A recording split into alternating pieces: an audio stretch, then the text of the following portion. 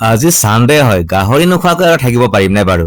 মজা তেল পিচ চাই চাই গাহৰি মাংস আধা কেজি লৈ আনিলো। খোৱাহে কথা আৰু আজি। ফাৰ্ষ্ট টাইম ভাবিলো এবাৰ কচুৱে দি বনাও নেকি, ইমান কচু আছে। তাৰপিছত ভাবিলো নাই মেষ্টাই দিয়ে বনাম, এইটো মেষ্টা টেঙা। আজি মেষ্টা টেঙা আৰু গাহৰি মাংস খাম। এইবোৰ নহৰু গুচাই থকা হৈছে, আলু পিয়াজ পুৰা ৰেডি। আজি জুইত নবনাও, এই সৰু গেছৰ টেংকিটোত বনাম। আজি অকণমান তেল বেছিকে দিম, এইটো তেল ঢালি দিলো। ইচ, গোটেই ভৰিয়ে চৰিয়ে চিটিকি পৰিল দেই তেলবোৰ।